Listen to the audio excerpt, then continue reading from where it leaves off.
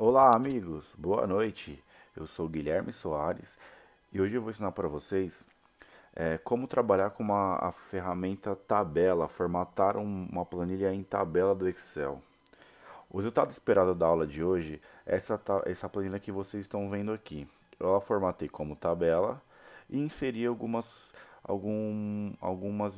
indicadores aqui de formatação condicional e algumas outras artimanhas que eu vou ensinar para vocês. Então, o resultado esperado da aula de hoje é essa tabela aqui. Legal? A gente vai partir do princípio de uma base simples, como eu estou mostrando aqui para vocês.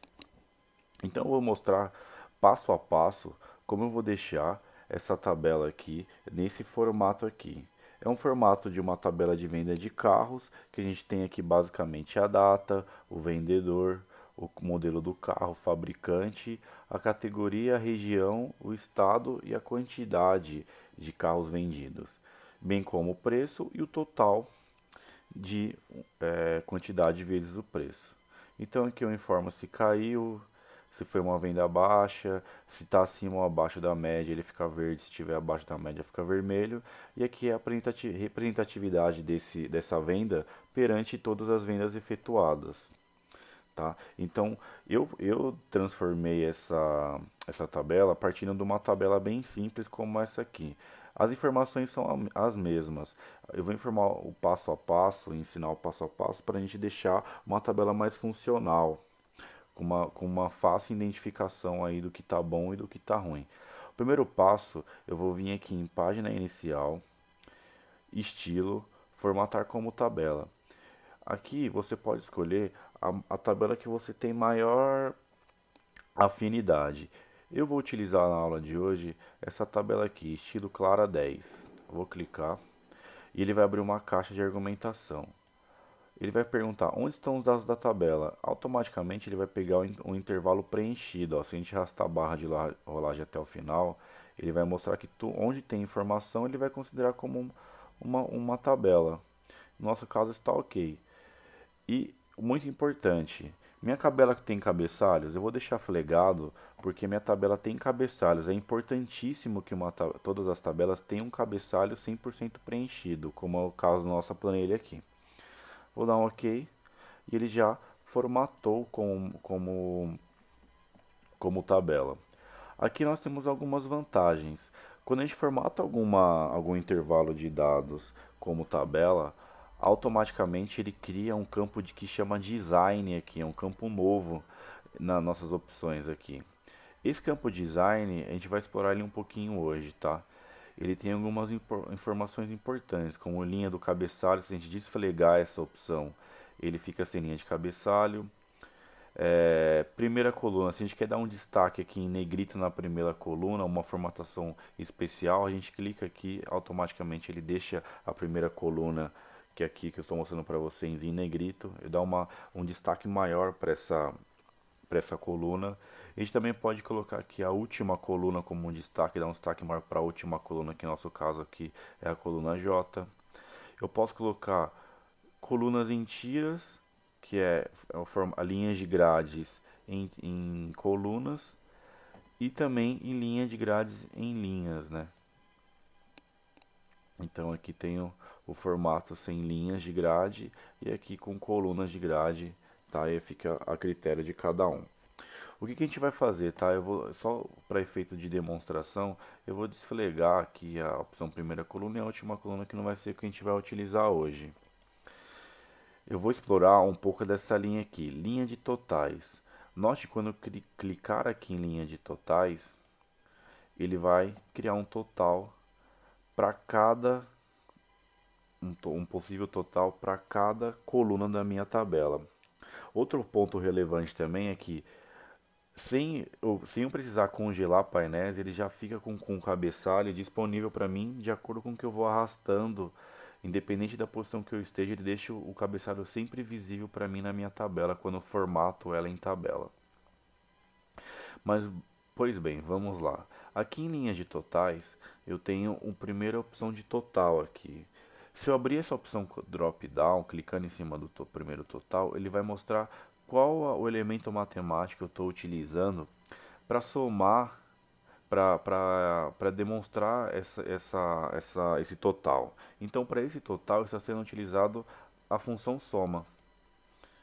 Eu vou manter a função soma porque a gente está somando os totais da tabela. Para preço, eu quero que ele apareça aqui uma média. Eu quero que ele mostre a média de preços da minha tabela. Então, o preço médio da minha tabela é 32.322. Aqui em quantidade, eu quero que ele some as quantidades. Deixar a soma de quantidades aqui para cada um. Então, note que eu posso alimentar, eu posso também trazer o máximo, o mínimo. Eu tenho todas as opções aqui de funções disponíveis aqui no meu total. Desvio padrão e assim por diante. Eu vou deixar aqui a opção de máximo. E aqui para estado eu só tenho algumas opções não funcionarão. Por quê? Porque é bizarro você tentar somar letras, né? Então a função média, máximo, mínimo, soma, desvio padrão e variação só vão funcionar para colunas que contenham números, tá? Colunas que contenham texto ou caractere especial, a gente só vai poder utilizar a função contagem. Então aqui é o que eu vou utilizar nesse momento. Eu vou contar quantos estados tem. Tá? Então eu vou utilizar para tudo que tem texto a opção contar. Então eu vou contar aqui todas as opções que eu tenho aqui. Só para efeito de demonstração, tá? Como nossa tabela tem 401 registros, ele sim vai dar 401. Eu vou apagar essas opções aqui, vou deixar só aqui em região, porque eu sei que automaticamente todas as outras são 401 registros também. Então, vamos lá. O que ele mostrou aqui? Eu tenho 401 regiões, a quantidade máxima de carro vendido foi 11, o preço médio dos carros está em R$ 32.000 e a soma total está aqui em 179 milhões aqui de reais, ok? Vamos voltar aqui e vamos formatar, deixar ele com uma cara mais profissional ainda. Aqui em formatação condicional, também em estilo, nós temos algumas opções que nós vamos utilizar hoje.